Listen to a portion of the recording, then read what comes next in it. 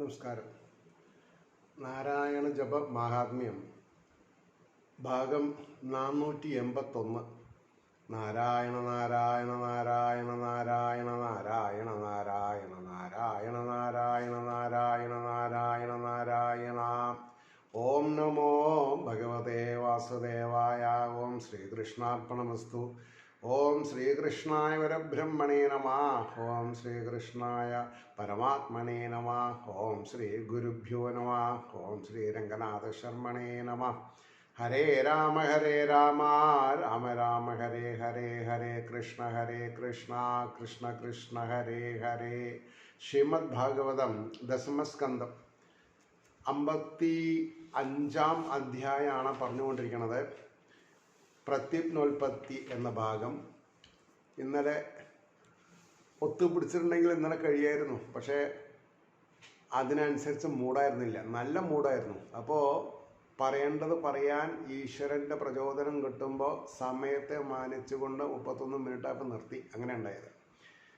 അതിൽ 36-ാമത്തെ ശ്ലോകമാണ് പറഞ്ഞു നിർത്തിയത്.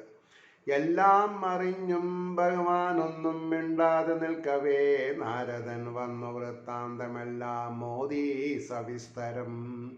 അതാണ് മാന്യന്മാർക്ക് ഇങ്ങനെ പറ്റുള്ളൂ എന്നാണ് പറയണത്. പല കാര്യങ്ങളും അറിയും, പക്ഷേ അറിഞ്ഞതായിട്ട് നടിക്കരുത്. കാരണം എന്താ, അത് സമയം വെളിപ്പെടുത്തുമ്പോൾ ആയിക്കോട്ടെ, അത്രയേ ഉള്ളൂ. അപ്പോൾ എന്തുകൊണ്ട് മുമ്പ് പറഞ്ഞില്ല എന്ന് ചോദിക്കരുത്. അതിന് കഥാഭംഗം വരും, കഥയുടെ ഭംഗം വരും. അപ്പോൾ തത്വശാസ്ത്രങ്ങളെ സാധാരണക്കാരന് മനസ്സിലാക്കുന്ന രീതിയിൽ കഥകൾ അവതരിപ്പിച്ചുകൊണ്ട് ആണ് വ്യാസര് ഈ ഉത്തരവാദിത്വം സുസ്ഥിരമായ രീതിയിൽ നിറവേറ്റിയിട്ടുള്ളത്. അപ്പോൾ രുക്മിണി ദേവിക്ക് തൻ്റെ മകനാണ് എന്ന് ഒരു സംശയം പ്രബലപ്പെട്ടു. അത് പ്രകൃതി തന്നെ അവരുടെ സ്ഥലങ്ങൾ ചുരന്നതുകൊണ്ട് അവർക്ക് അത് മനസ്സിലായി. എന്നാൽ ഇനി എങ്ങനെ, എന്ത്, എപ്പോൾ സംഭവിച്ചു എന്ന് ആധികാരികമായിട്ടൊരാൾ പറയണം. അതിനാണ് നാരദർ അവിടെ എത്തിയത്. നാരദർ വന്ന് പറഞ്ഞാൽ പിന്നെ അതിൽ യാതൊരു സംശയമില്ല. കാരണം നാരദർ ദേവർഷിയാണ്, മാത്രമല്ല ത്രികാലജ്ഞാനിയാണ്. സമൂഹത്തിലുള്ള ഓരോ സ്പന്ദനങ്ങളും ശരിയായി മനസ്സിലാക്കി സജ്ജനങ്ങളെ നേരായ വഴിക്ക് നയിക്കാനും ദുർജനങ്ങളെ ഭഗവാനെ കൊണ്ട് കഴിയുന്നതും വേഗം മോക്ഷത്തെ കൊടുത്ത് അവരെ ഇല്ലാതെയുണ്ടാക്കി അവർക്ക് ഈശ്വര ചിന്ത ഉണ്ടാക്കി കൊടുക്കുന്ന ഒരു രീതി ആണ് അനുവർത്തിച്ചു വരുന്നത് കഥയിൽ. അപ്പം അദ്ദേഹം പറഞ്ഞു, ആശ്ചര്യം അത് കേട്ടപ്പോൾ കൃഷ്ണാണ്ട പുരവാസികൾ ആഹ്ലാദിച്ചാർ, ചത്തുപോയോൻ ജീവിച്ചാൽ എന്ന മാതിരി. അതാണ് വാസ്തവം. അവിടെ എന്താ പറഞ്ഞത്? ആശ്ചര്യം അത് കേട്ടപ്പോൾ.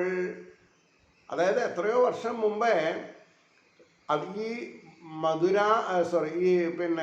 എന്താ പറയുക, നവദ്വാരപുരമായിരിക്കുന്ന, അങ്ങനെ പറയാം, ദ്വാരകയിൽ നിന്ന്, അതാണ് ദ്വാരകയിൽ നിന്ന് കാണാതെ കണ്ടായിട്ടുള്ള, അതായത് പ്രസവിച്ച രുക്മിണി ദേവി പ്രസവിച്ച 10-ാം ദിവസമാണ് ഈ സംഭവം നടക്കുന്നത്. ശമ്പരൻ ആ കുട്ടീനെ മായ കൊണ്ട് ഉള്ളിൽ പ്രവേശിച്ച് എടുത്തു, പുറത്ത് സമുദ്രത്തിൽ എറിഞ്ഞു, അതിനെ ഒരു മത്സ്യം വിഴുങ്ങി.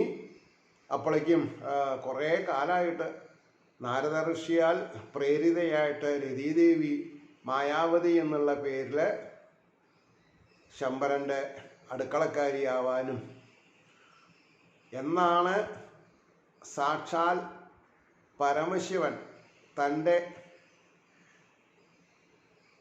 ജ്ഞാനക്കണ്ണുകൊണ്ട് ഭസ്മീകൃതമാക്കിയ കാമദേവൻ പുനർജനിക്കുക എന്ന് ആഗ്രഹിച്ചുകൊണ്ട്. അതാണ് ഇവിടെ നടന്നത്. കഥയ്ക്ക് ഇന്നലെ പറയുണ്ടായി. അപ്പം ഇവിടെ ആശ്ചര്യം അത് കേട്ടപ്പോൾ കൃഷ്ണ അന്തപുരവാസികൾ ആഹ്ലാദിച്ചാർ, ചത്തുപോയവൻ ജീവിച്ചാൽ എന്ന മാതിരി. കൃഷ്ണൻ, ബലൻ, രുക്മിണിയും ദേവകി, വസുദേവരും സ്ത്രീകളും പുൽകി സാമോദം ആ ദമ്പതികളെ തഥാ. ആ ദമ്പതികളെ, പ്രത്യുപ്നെയും പ്രത്യുപ്നൻ്റെ ഭാര്യയെയും എന്ത് ചെയ്തു? എല്ലാവരും ഈ പറഞ്ഞവരൊക്കെ പറയണ്ടായി.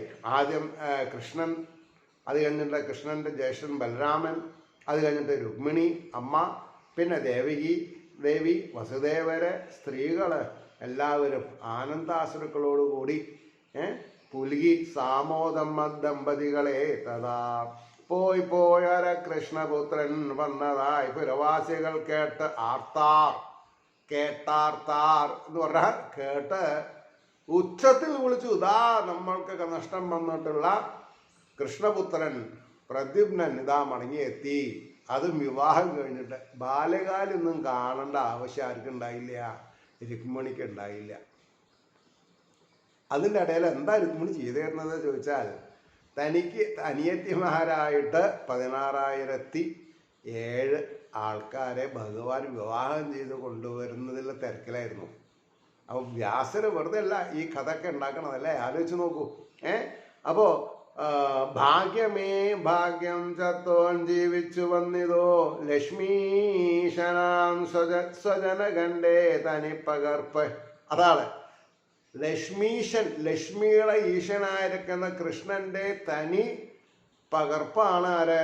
പ്രദ്യുമ്നൻ എന്ന് എല്ലാവരും വിളിച്ച് സന്തോഷം കൊണ്ട് പറയണം. ലക്ഷ്മീശനാം സുജനകന്റെ തനി പകർപ്പാം ആ കാമനെ ബദ രഹസ്യൽ അണഞ്ഞിടുമ്പോൾ സസ്വാമി എന്നു ഹരിപത്നികൾ മാരമാലിൽ പെട്ടെങ്കിൽ അന്യയുവതി കഥയെന്തുരയ്ക്കുവാൻ. എന്താ പറഞ്ഞത്?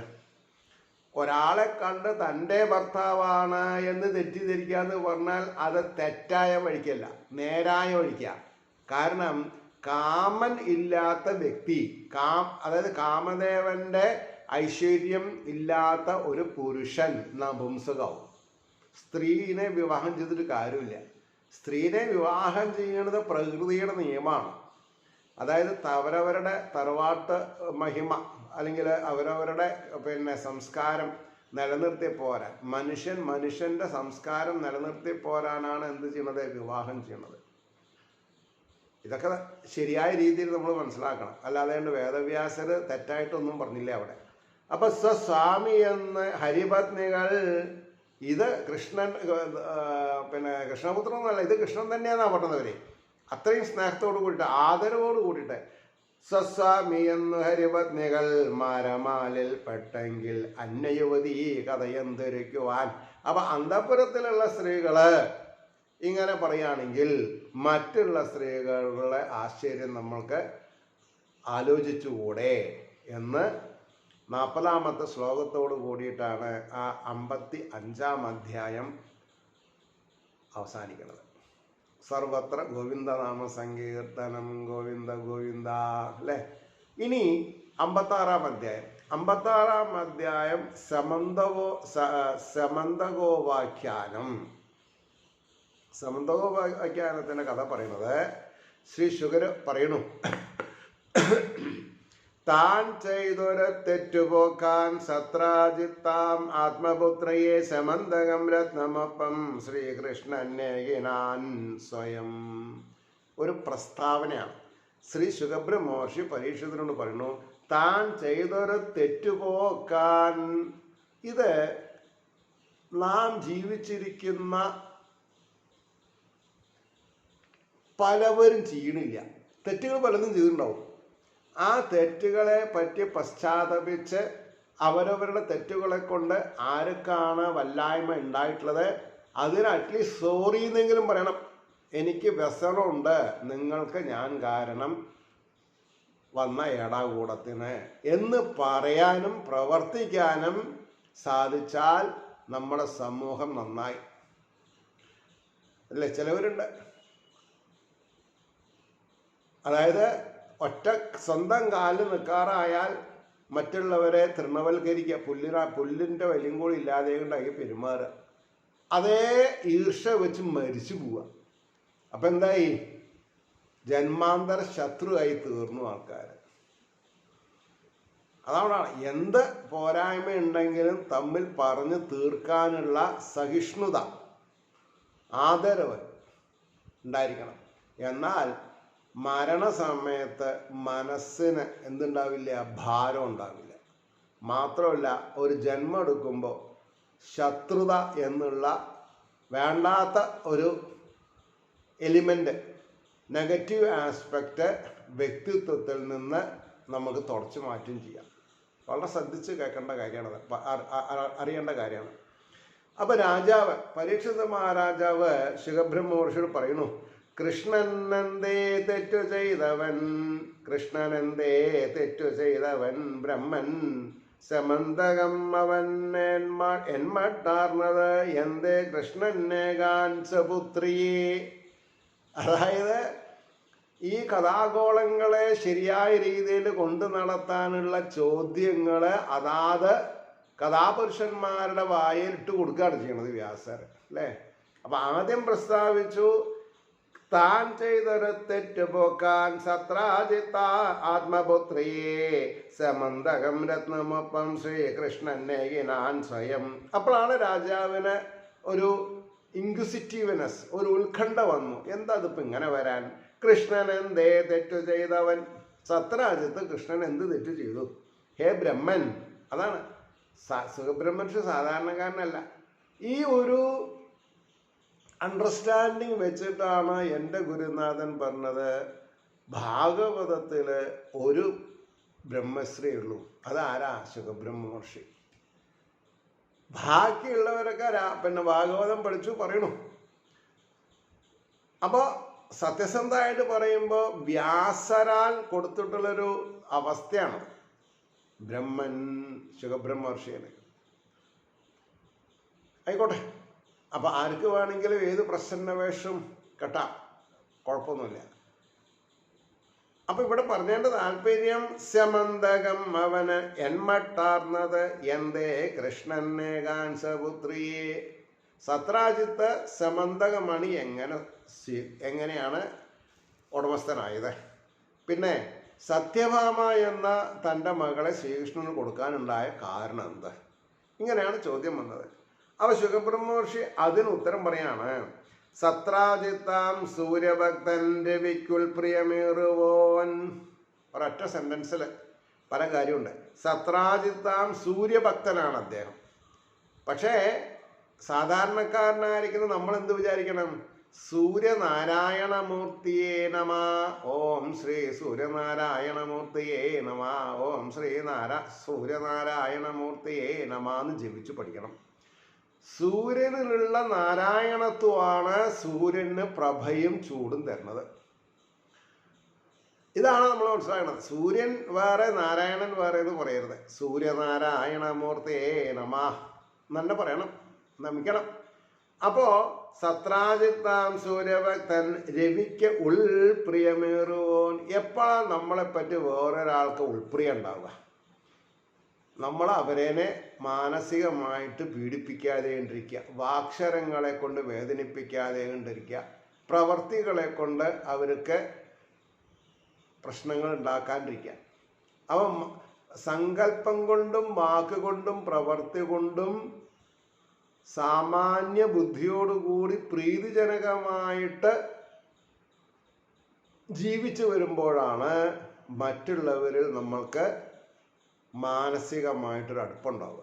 അതായത് മറ്റുള്ളവരുടെ മനസ്സിൽ നമ്മൾക്കൊരു ഇരിപ്പിടം, നമ്മളെ പറ്റി അന്വേഷിക്കണമെന്നും നമ്മുടെ വെൽബീയിങ്സിന് വേണ്ടി പ്രാർത്ഥിക്കണമെന്നും ഒക്കെ ഉണ്ടാക്കണം. അതിന് നമ്മൾ നന്നായിട്ട് പെരുമാറന്നെ വേണം. അപ്പം ഇവിടെ സത്രാജിത്ത് ബ്രഹ്മം എന്നുള്ള രൂപത്തിൽ സൂര്യനെയാണ് ഉപാസിച്ചിട്ടുള്ളത്. അതുകൊണ്ട് സൂര്യൻ്റെ വേറൊരു പര്യായമായിരിക്കുന്ന രവി എന്ന ശബ്ദം അവിടെ ഉപയോഗിച്ചു. രവിക്ക് ഉൾപ്രിയം ഉള്ളവനാണ് എന്ന് പറഞ്ഞാൽ രവിയുടെ മനസ്സിൽ സത്രാജിത്തിന് എന്തെങ്കിലും കൊടുത്ത് നന്നാക്കണം എന്നൊരാഗ്രഹം ഉണ്ടായി. സമന്തകം രത്നം അവന്നേകി സന്തുഷ്ടനാമിവൻ. അതായത് തൻ്റെ ഉത്തമ ഭക്തനായിരിക്കുന്ന സത്രാജിത്തിന് സമന്തകം എന്ന ഒരു അമൂല്യ നിധി കൊടുത്തു. ഇനി അതിൻ്റെ വിശേഷണം എന്താന്ന് പറയുന്നുണ്ട്. കഴുത്തിൽ മണിയും തൂക്കി സൂര്യാഭം സ്വീയകാന്തിയാൽ. സൂര്യാഭം, സൂര്യനെ പോലെ പ്രഭയുണ്ട് എന്തിനാ സമന്തകമണിക്ക്. പിന്നെ ഒന്ന് പറഞ്ഞു സ്വയം സ്വീയകാന്തിയാൽ, എനിക്കും നിങ്ങൾക്കും ഓരോരുത്തർക്കും സ്വന്തം കാന്തിയാണ് ഉപകാരമുള്ളൂ എന്ന് പറഞ്ഞാൽ അച്ഛന് നല്ല അറിവും ബോധവും ഉണ്ടെന്ന് വിചാരിച്ചിട്ട് മകൻ ഉണ്ടായിക്കൊള്ളണമെന്നില്ല. ഉണ്ടായാൽ അത് അച്ഛൻ്റെ പോരുമ, മകൻ്റെ ഗരിമ, രണ്ടും പോസിറ്റീവ് വാക്കാ. അച്ഛന് പോരുമ ഉണ്ടാക്കണതും മകന് ഗരിമ ഉണ്ടാക്കണതും ഒരേ കാര്യമാണ്. ഏത്? അറിവ്. അതുകൊണ്ടാണ് പറഞ്ഞത് ഈ സ്വന്തം കാന്തി എങ്ങനെയാണ് വർദ്ധിക്കുക. അത് ചിലവർ പറയും ഞാൻ ഇന്ന പൗഡറാണ് ഉപയോഗിക്കുന്നത്, ഇന്ന സോപ്പാണ് ഉപയോഗിക്കുന്നത്. അതുകൊണ്ടല്ല പറഞ്ഞത്. ഈ മനസ്സിന് പ്രായമില്ല, മനസ്സിന് പ്രായം തട്ടില്ല, മുഖത്തിന് പ്രായം തട്ടും, ചുളിവൊക്കെ വരും, പല്ലൊക്കെ പൂവും, തലക്കെ നരയ്ക്കും. പക്ഷേ മനസ്സ് ചുറുചുറുക്കുള്ളതാണെന്നുണ്ടെങ്കിൽ ആ മുഖകാന്തി നമ്മൾക്ക് ആജീവനാന്തം നഷ്ടം വരില്ല. അപ്പോൾ പ്രസരിപ്പ് മുഖത്തുണ്ടാവണമെന്നുണ്ടെന്നുണ്ടെങ്കിൽ ആദ്യം അവിടെ ഉണ്ടാവണം, മനസ്സിലുണ്ടാവണം. മനസ്സിൽ പ്രസരിപ്പുണ്ടെങ്കിൽ എന്ത് നമ്മൾ നടത്തിക്കൊണ്ടിരിക്കണം? ഈശ്വരോപാസന വേണ്ട പോലെ നടത്തിക്കൊണ്ടിരിക്കണം. അതായത് മമതാബന്ധം ഇല്ലാതെ കണ്ട് പ്രീതികരമായിട്ട് ജീവിത സന്ധാരണം നടത്തി വരുന്ന ഒരു വ്യക്തിക്ക് പ്രസരിപ്പ് ഇല്ല എന്നുള്ള ഇത് വരില്ല. കാരണം എത്രയോ ആൾക്കാരുടെ മനസ്സിൽ ആ വ്യക്തിത്വം അലതള്ളുന്നുണ്ടാവും. അപ്പൊ നമ്മളെ കാണുമ്പോൾ ഈശ്വര, ഞാൻ അധികം ഇഷ്ടപ്പെടുന്ന, ബഹുമാനിക്കുന്ന, ആദരവ് പ്രകടിപ്പിക്കുന്ന വ്യക്തിക്ക് പ്രശ്നങ്ങളൊന്നും വരരുതേ എന്നൊരു പ്രാർത്ഥന ഉണ്ടാവും. ആ പ്രാർത്ഥന ഫലിക്കാതെ ഇരിക്കില്ല. എന്താ അങ്ങനെ പറയാൻ? ആരേനെങ്കിലും ഉപദ്രവിച്ചിട്ടുണ്ടെങ്കിൽ ഈ പാപിയുടെ തലയിൽ ഇടുത്തി വീഴട്ടെ എന്ന് ഒരാൾ പ്രാർത്ഥിച്ചാൽ ആ ഇടുത്തി വീഴുന്നുണ്ട്. കാരണം ഒരുത്തനെ തന്നെ നനച്ചിരുന്നാൽ വരുന്നതെല്ലാം അവനെന്ന് തോന്നുന്നു പറഞ്ഞ പോലെ ഒരാൾക്ക് വേറെ പണിയൊന്നുമില്ല, വേറൊരാളെ പ്രാക്ക് എന്ന് പറയും. ആ പ്രാക്ക് തൊട്ടാതെ ഇരിക്കില്ല. അതേപോലെ തന്നെയാണ് ശുഭകരമായിട്ടുള്ള വാക്കുകൾ. അപ്പം നന്മ ചെയ്തു കൊണ്ടുവരുന്ന ഒരാൾക്ക് മറ്റുള്ളവരിൽ നിന്ന് നെഗറ്റീവ് എനർജി ആകുന്ന പ്രാക്ക് ഉണ്ടാവില്ല എന്ന് സത്യം. അതുകൊണ്ടാണ് പറഞ്ഞത് സ്വീയകാന്തിയാൽ കണ്ണഞ്ചയ്ക്കും മട്ട് അണഞ്ഞാനവൻ ആ ദ്വാരകാപുരം. അപ്പൊ സത്രാജിത്തിന് ഇത് കിട്ടിയിട്ടുണ്ടെങ്കിൽ അയാളുടെ നാട്ടിലിരുന്നാൽ മതി. ഈ ദ്വാരകാപുരിയിൽ പോയിട്ട് ഈ വിഡ്ഢിവേഷം കെട്ടേണ്ട ആവശ്യമില്ല. അവിടെ ആരായിരിക്കണത്?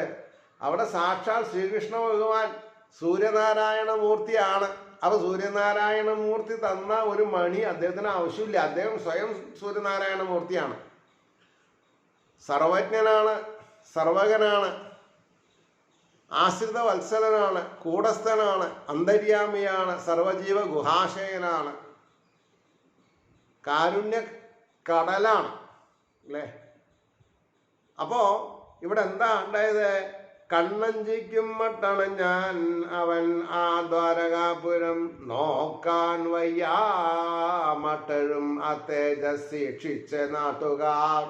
മുഖത്തേക്കാണ് നോക്കാൻ പറ്റില്ല. ഒരു 8-8:30 മണി കഴിഞ്ഞിട്ടുണ്ടെങ്കിൽ ഉദിച്ചു നിൽക്കുന്ന സൂര്യനെ നമ്മൾക്ക് നോക്കാൻ പറ്റില്ല. കാരണം എന്താ? അത്രയും പ്രഭാപൂരമാണ്. കണ്ണിനേക്കാൾ അതാ അങ്ങനെ പറയാം. കണ്ണിൻ്റെ ശക്തി പോരാ. നഗ്നമായ കണ്ണുകളെ കൊണ്ട് സൂര്യനെ നമ്മൾക്ക് കാണാൻ പറ്റില്ല. ഉദിച്ചു വരുമ്പോഴും അസ്തമിക്കുമ്പോഴും നോക്കാം. അത് നമുക്കൊരു കൺസെഷൻ തന്നിട്ടുണ്ട് ഭഗവാൻ. അതിനെ മിസ്യൂസ് ചെയ്യരുത്. ഞാൻ വലിയ ആചാരനാണെന്ന് പറഞ്ഞിട്ട് നട്ടുച്ചയ്ക്ക് 12 മണിക്ക് സൂര്യനെ നോക്കിയാൽ കണ്ണ് കേട് വരും. അത്രേ ഉള്ളൂ, വേറെ പ്രശ്നമൊന്നുമില്ല. സൂര്യനാരായണമൂർത്തിക്കും പ്രശ്നമില്ല, സൂര്യനും പ്രശ്നമില്ല, ആർക്കും പ്രശ്നമില്ല. ആരാ നോക്കിയത്? അവർക്ക് പ്രശ്നമാണ്.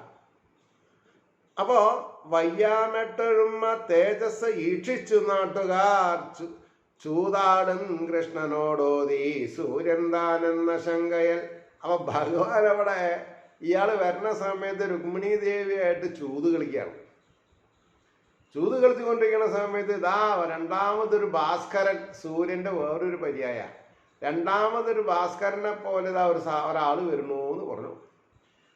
നാരായണ നമസ്കാരം ശംഖചക്ര ഗദാധര ദാമോദര സരോജാക്ഷ ഗോവിന്ദായത് നന്ദന. ആ തിഗ്മതേജസ്സാം സൂര്യൻ അങ്ങയെ കാണുവാൻ പ്രഭോ വരുന്നിദാസ പ്രഭയാൽ കണ്ണഞ്ചിപ്പിച്ചിടും വിധം.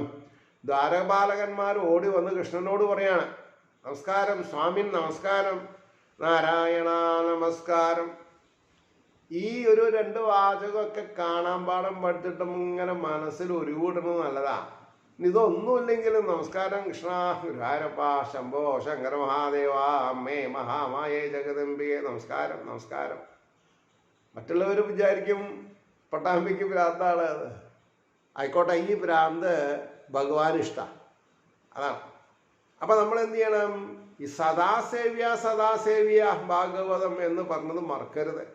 അപ്പോൾ ഓരോ ശ്വാസ നിശ്വാസത്തിലും ഈശ്വരന് നമസ്കാരം പറയാം. അപ്പോഴോ തന്നെ സദാസമയത്തും നമസ്കരിച്ചു കൊണ്ടിരിക്കുന്ന ഭഗവാന് നമ്മളോട് എന്തുണ്ടാവും? ഒരു ഉൾപ്രേമം ഉണ്ടാവും. ആ ഉൾപ്രേമം ഉണ്ടായാൽ പിന്നെ ഭഗവാൻ നമ്മൾക്ക് പ്രശ്നങ്ങൾ തരാതെ ഉണ്ടാവും. അല്ലെങ്കിൽ പ്രശ്നങ്ങളെ സൃഷ്ടിക്കുന്ന കർമ്മങ്ങളിൽ നിന്ന് നമ്മുടെ മനസ്സിനെ ഭഗവാൻ വേർതിരിക്കും.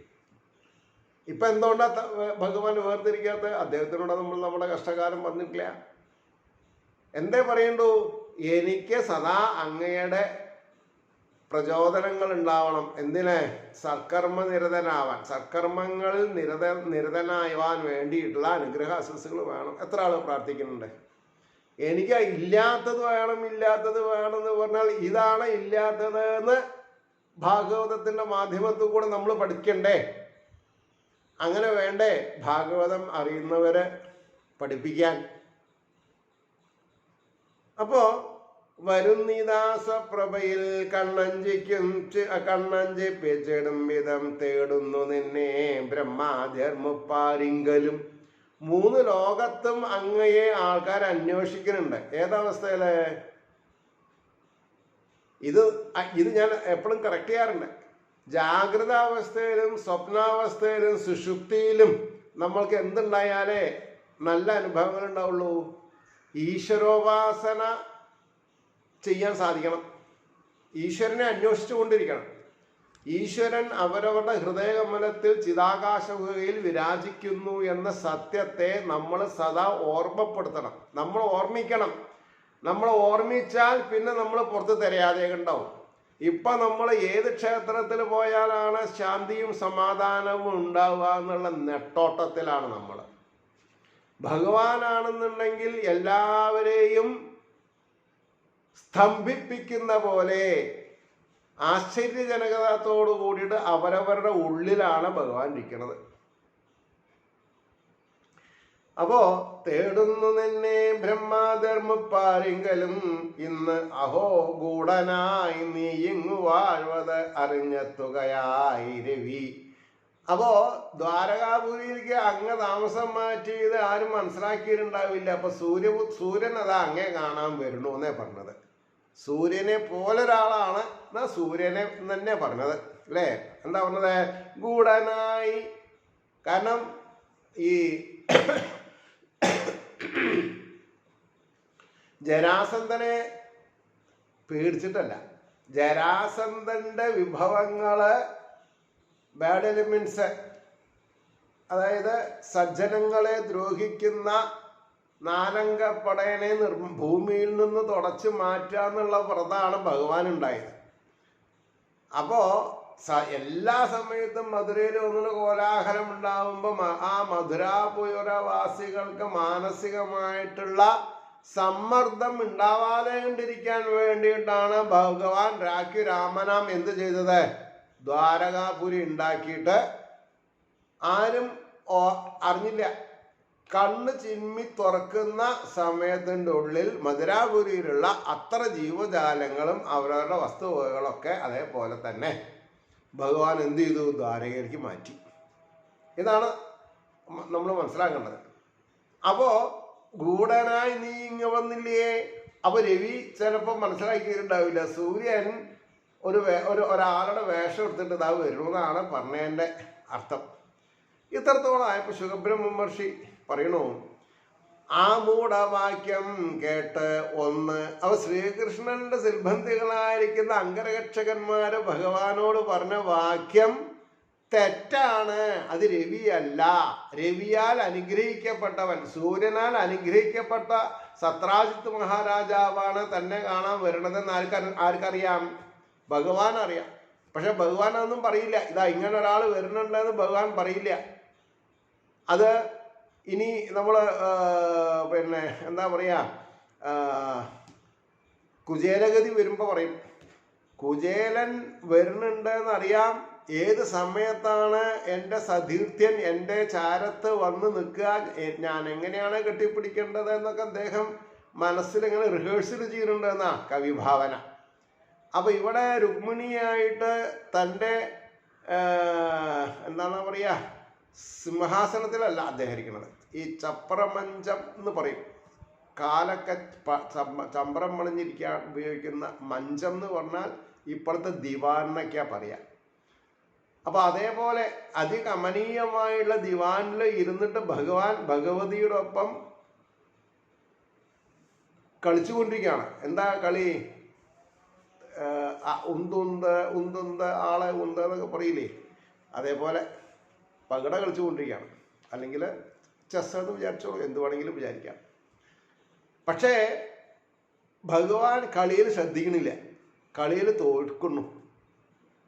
പക്ഷേ ഉള്ളിൻ്റെ ഉള്ളില് രുക്മിണി ദേവിക്ക് സന്തോഷം, ഇന്നെങ്കിലും ഞാൻ ഭഗവാനെ തോൽപ്പിച്ചു എന്നാ.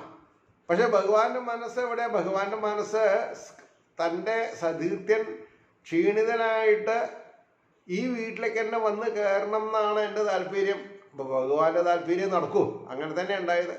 16,008 മഹിഷിമാരിലെ, അതായത് പ്രേയസിമാരുടെ രുക്മിണി ദേവിയുടെ ഭവനത്തിൽ തന്നെയാണ് അദ്ദേഹം വന്ന് കയറിയത്. അപ്പം ഇതൊക്കെ മനസ്സിൻ്റെ പ്രചോദനം കൊണ്ട് സംഭവിക്കുന്ന കാര്യങ്ങളാണ്. അപ്പം ഈ ശ്രദ്ധ ഇല്ലാതെ കൊണ്ടാവുന്നത് എപ്പോഴാണ്? മനസ്സ് വേറൊരു കാര്യത്തിൽ ചുറ്റിക്കളിക്കുമ്പോൾ. എന്ത് വായിച്ചു എന്ന് തന്നെ നമുക്ക് മനസ്സിലാവില്ല. വായിക്കും, അതൊരു എന്താ പറയുക, റോബോട്ടിക്കായിട്ട് ഇങ്ങനെ കഴിയും, അർത്ഥം മനസ്സിലാവില്ല. കാരണം ആ മനസ്സ് അവിടെ ഉണ്ടാവില്ല. അപ്പം ഇവിടെ അദ്ദേഹം വളരെ അസന്നിഗ്ധമായിട്ട് തുറന്നു പറഞ്ഞു, ആ മൂഢവാക്യം കേട്ടൊന്നു ചിരിച്ചോതി ജഗത്പതി. കൃഷ്ണൻ എന്നല്ല പറഞ്ഞത്, ജഗത്തിന്റെ പതിയായിരിക്കുന്ന, ജഗത്തിന്റെ നിയാമകനായിട്ടും നിയന്ത്രിതാവായിട്ടും ഭർത്താവായിട്ടും, ആ വാക്ക് പറയണം, ഭർത്താവായിട്ടും, ഈ ജഗത്തിനെ ഭരിക്കുന്നവൻ എന്നുള്ള വാക്കിലാണ് ഭർത്താവ് എന്ന് പറഞ്ഞത്. അതുകൊണ്ടാണ് പുരുഷൻ ഭരിക്കുകയല്ല ചെയ്യുന്നത്, പരിപാലിക്കുകയാണ് ചെയ്യുന്നത്. ആ പരിപാലിക്കുന്നതിനാണ് എന്ത് ഭരിക്കുന്നത്? ഭർത്താവ് എന്ന് പറയുന്നത്. അതിനർത്ഥം ഇങ്ങനെ ഉണ്ടേനി. അപ്പോ ആ മൂഢവാക്യം കേട്ടൊന്നു ചിരിച്ചോതി ജഗത്പതി സൂര്യനല്ലിത് രത്നത്താൽ മിന്നും സത്രാജിതാഖ്യനാം. സത്രാജിത്ത് എന്ന് പേരുള്ള ഒരു രാജാവാണ് വന്നുകൊണ്ടിരിക്കുന്നത് എന്ന് പറഞ്ഞു.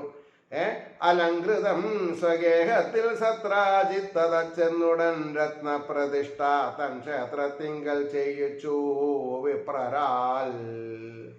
എന്താ പറഞ്ഞത്? അലങ്കൃതം സ്വഗേഹത്തിൽ സത്രാജിത്ത്. അതാ, അപ്പൊ അദ്ദേഹത്തിന്റെ വീട്ടിലേക്ക് പോയി, എന്നിട്ടോ രത്നപ്രതിഷ്ഠ തൻ ക്ഷേത്രത്തിങ്കൽ ചെയ്യിച്ചു വിപ്രരാൽ. തൻ്റെ വീട്ടിലുള്ള ക്ഷേത്രത്തില് ഈ സൂര്യനാൽ കൊടുക്കപ്പെട്ട സമന്തകം എന്ന രത്നത്തിനെ പ്രതിഷ്ഠിച്ചു. എന്നിട്ടോ 8 ഭാരം കനകം അത് നിത്യേന നൽകിയിടും. ഇനി അതിൻ്റെ ഗുണത്തിനെ പറ്റി പറയാണ്. 8 ഭാരം എന്ന് പറഞ്ഞിട്ടുണ്ടെങ്കിൽ 8 റാത്തലിനോ 8 കിലോന്നോ എങ്ങനെ വേണമെങ്കിൽ പറഞ്ഞോളൂ. എന്നാലും 8 ഗ്രാം എന്നല്ലാതിക്ക് നല്ല ഉറപ്പുണ്ട്. 8 ഭാരം, മനസ്സിലായോ? 8 ഭാരം. പണ്ടൊക്കെ അങ്ങനെ റാത്തൽ, 2 റാത്തൽ ഒരു കിലോ, 20 റാത്തലിന് എന്തോ പറയും, ഞാൻ നോക്കി ഓർമ്മയില്ല, ഇനി അതും വേണമല്ലോ പറയാം. അപ്പോ 8 ഭാരം കനകം അത് നിത്യേന നൽകിയിടും. അകാല മൃത്യു ദുർഭിക്ഷം സർപ്പഭീരോഗം ആദിയും ബാധാദിയും വരാരത്നം പൂജയ്ക്കപ്പെടും മായിടം. ഏത് സ്ഥലത്ത് വെച്ച് ആരാണോ ഈ സമന്തകം എന്ന സമന്തകമണിയെ വേണ്ട പോലെ ആരാധിക്കണത്, അവിടെ സർപ്പഭി ഉണ്ടാവില്ല, തീ പിടിക്കില്ല, വെള്ളത്തിന് ബുദ്ധിമുട്ട് വരില്ല, മരണം ഉണ്ടാവില്ല, അസുഖം ഉണ്ടാവില്ല. ഇങ്ങനെ എല്ലാ വിധത്തിലുള്ള ഐശ്വര്യങ്ങളും തരുന്നതാണത്. ചോദിച്ചു കൃഷ്ണൻ ആ രത്നം യദുരാജാർത്ഥമേകത. ഒരിക്കൽ കൃഷ്ണൻ ഈ രത്നം രാജാവിനിരിക്കട്ടെ, തനിക്ക് വേണമെന്ന് പറഞ്ഞില്ല. തനിക്ക് എന്തിനാ രത്നം? തൻ്റെ രത്നങ്ങളുടെ കളിയാണ് ഭഗവാന്റെ അടുത്ത്. എന്നാൽ ഈ യദുക്കളുടെ രാജാവായിട്ട് യദുരാജാവ് ഉഗ്രസേന മഹാരാജാവിനാവട്ടെ. എന്നാൽ എന്താ, ആ രാജ്യത്തെ ആർക്കും അസുഖം വരില്ല. രാജാവിൻ്റെ കയ്യിലിരുന്നാൽ അങ്ങനെയാണ്. മറ്റൊരു വ്യക്തി എന്ന് പറഞ്ഞാൽ ആ വ്യക്തിയുടെ കുടുംബത്തിന് മാത്രമേ ഈ ഗുണം ഉണ്ടാവുള്ളൂ. ഇതൊക്കെയാണ് നമ്മൾ പഠിക്കേണ്ടത്. ഇതിപ്പോൾ എങ്ങനെ പോയാലാണ് സപ്താഹം കൊണ്ട് ഇത് പഠിക്കാന്ന് ചോദിച്ചാൽ എനിക്കും അറിയില്ല കേട്ടോ. ഞാനങ്ങനെ സപ്താഹത്തിൽ നിന്ന് പഠിച്ചതല്ല. ഞാൻ സപ്താഹം അധികം ചെയ്തിട്ടുമില്ല. എന്താ, കിട്ടുന്ന സമയം ഇതേമാതിരി ഇങ്ങനെ വായിച്ചു പഠിക്കുക. മനസ്സിൽ തോന്നും, ഗുരുവായൂരപ്പാ തോന്നിക്കണേ. ഒറ്റയ്ക്ക് ഇരിക്കുമ്പോൾ അച്ഛനെയൊക്കെ അത് വിചാരിക്കും, ഗുരുനാഥനെ വിചാരിക്കും. ചിലപ്പോൾ ഒരു ആനന്ദ കണ്ണീരൊക്കെ വരും. അപ്പോൾ പോരായ്മകളൊക്കെ അവരോട് പറയും. അപ്പോൾ പിതൃക്കളാണല്ലോ അവരെന്ത് ചെയ്യും? വേണ്ട പോലെ കൊണ്ടു നടത്തും. അങ്ങനെയുണ്ട്. അപ്പൊ ചോദിച്ചു കൃഷ്ണൻ ആ രത്നം യദുരാജാർത്ഥമേകത. കൊടുത്തില്ലത് യജ്ഞഭംഗത്തെ കൂസാതെ താനവാൻ. യാജ്ഞഭംഗത്തെ അവിടെ യാചിച്ചു എന്നും പറയാം, ആജ്ഞാപിച്ചു എന്നും പറയാം. കാരണം രാജാവ് നന്നായാൽ പ്രഭുക്കൾക്ക് ഉപകാരമായി. നേരെ മറിച്ച് ഒരു പ്രജയ്ക്ക് നന്നായാൽ രാജാവിന് നന്നാവില്ല. അതുകൊണ്ടാണ് കൃഷ്ണൻ ചോദിച്ചത്. പക്ഷേ കൊടുത്തില്ലതു യാജ്ഞഭംഗത്തെ കൂസാതെ. യാചിച്ചെന്നോ അല്ലെങ്കിൽ ആജ്ഞാപിച്ചെന്നോ രണ്ടും കൂസലുണ്ടായില്ല എന്നർത്ഥം. എന്ത് രാജാവ്, ആരാ ചോദിക്കണത്? കൃഷ്ണനെ പോട്ടെ, പശുപാലക എന്നുള്ളൊക്കെ മനസ്സിൽ തോന്നുക. കാരണം കൂസലുണ്ടായില്ല, കൊടുത്തില്ല. മിന്നി തിളങ്ങും മാരത്നം ഒരിക്കൽ തൽ സഹോദരൻ പ്രസേനൻ കെട്ടി നായാടാൻ കാട്ടിൽ ചെന്നാൻ ഹയോപരി. ഹയം എന്ന് പറഞ്ഞ കുതിര. അപ്പോൾ ഒരു ദിവസം ഇദ്ദേഹത്തിൻ്റെ അനുജൻ പ്രസേനൻ എന്ന് പറഞ്ഞ ആള് അത് കഴുത്ത് കെട്ടിയിട്ട് നായാടാൻ പോയി. ഇപ്പോൾ ഈ റബ്ബർ ടാപ്പിങ്ങിനൊക്കെ 4 മണിക്ക് കാലത്ത് 4 മണിക്ക് എണീറ്റ് പോകുന്ന ആൾക്കാരുണ്ട്. അവരെ ഒരു ഹെഡ്ലൈറ്റ് ശിരസിൽ, ഇപ്പോൾ ഈ മൈക്ക വെച്ച കൂട്ടത്തിൽ ശിരസിൽ ഒരു ബാറ്ററി ആക്കിയായിട്ട് ഒരു വിളക്ക് വയ്ക്കും. കാരണം ഒരു കയ്യിൽ കത്തിയും ഒരു കയ്യിൽ പാത്രമായിട്ടാണ് അവർ നടക്കുക പാലെടുക്കാൻ, അല്ലേ? അപ്പോൾ ടോസ്റ്റ് അടിക്കാൻ പറ്റില്ല കൈ കൊണ്ട്. അതിനാണ് ഹെഡ് ഗിയർ എന്ന് പറയുന്നത്. ഹെഡ് ഗിയറല്ല വിയർ. അപ്പോൾ പ്രസേനൻ കെട്ടി നായാടാൻ കാട്ടിൽ ചെന്നാൻ ഹയോപരി, കുതിരപ്പുറത്ത്. അവനെ സഹയം കൊന്ന്, കുതിരയോട് കൂടിയിട്ട് പ്രസേനനെ കൊന്നു. ആരെ?